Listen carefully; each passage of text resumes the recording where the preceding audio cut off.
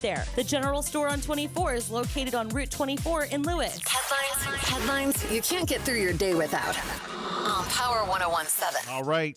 A lot of headlines going on this morning. Jess, what you got? All right. So far, the Russian Deputy Defense Minister Alexander Fomin said yesterday that Russia had decided to, quote, cut back military activity near the Ukrainian capital of Kyiv and the northern city of Chernihiv and increase the mutual trust and create conditions to further negotiations. But Ukraine's president says that they are skeptical and there's no reason to believe that the announcement, as Russia and the shelling continues and the U.S. and others also express doubts about Russia's intentions. So we're keeping a close eye on that. Also, a second booster shot of Pfizer or Moderna COVID-19 vaccines was okayed yesterday for Americans aged 50 and older if it's been at least 4 months since their first booster. The Food and Drug Administration approved the second booster for that age group and for some younger people and severely weakened immune systems. The Center for Disease Control and Prevention later recommended it as an option, but stopped short of urging that those eligible to get it right away. Here locally in Salisbury, the Salisbury Police Department has arrested a man in connection with a stabbing that took place earlier this month. At around 12:30 p.m. on March 2nd, officers did respond to Tidal Health Peninsula Regional for a report of someone who had been stabbed. Contact was made with a 20-year-old male victim suffering from an apparent laceration to his chest as a result of being stabbed with a sharp object.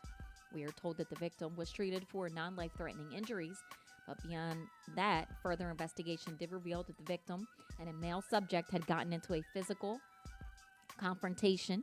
At one point during the incident, the subject reportedly pulled out a knife and stabbed the victim in the chest before fleeing the scene. A warrant was obtained, and someone has been arrested. The last name is Harmon here. He was Derek Harmon, identified in this incident. A warrant was obtained, and he was taken into custody. He has been charged with attempted first and second degree murder, first and second degree assault, reckless endangerment, false imprisonment, concealed deadly weapon, and also dangerous weapon with intent to injure. Some good news for somebody else here in Salisbury, Jay Copeland. He's 23 years old. He's a singer from Salisbury. He's currently on American Idol. And right now, he tells us this week is Hollywood Week. There's going to be like different rounds. And he is the platinum ticket holder. Nice. The other 2 rounds will be duets and showstoppers, the final judgment round. They will break it down to a top 24. And everybody's trying to get a sneak peek on like what's going on with them. Just stay tuned, he says. It is American Idol, Hollywood Week, and he is there. He's thanking everyone for your support.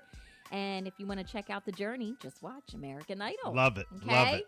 So that's a lot of talent awesome, right here on the shore, awesome. man. And then the Maryland Food Bank, with the COVID-19 pandemic going into year 3 now, it's a huge impact on getting food on the table. So the Maryland Food Bank says that they are going to change their pace to keep up with the need of food. Report is showing that 1 in 3 Marylanders are struggling to get their meal. The report by the Maryland Food Bank's group has revealed that 2 in 5 families, that's about 45%, say that their children are often sometimes not eating because food is just not affordable. So the food bank says the state of Maryland is one of the most expensive states in the nation right now in terms of cost of living and the inflation and the rising cost.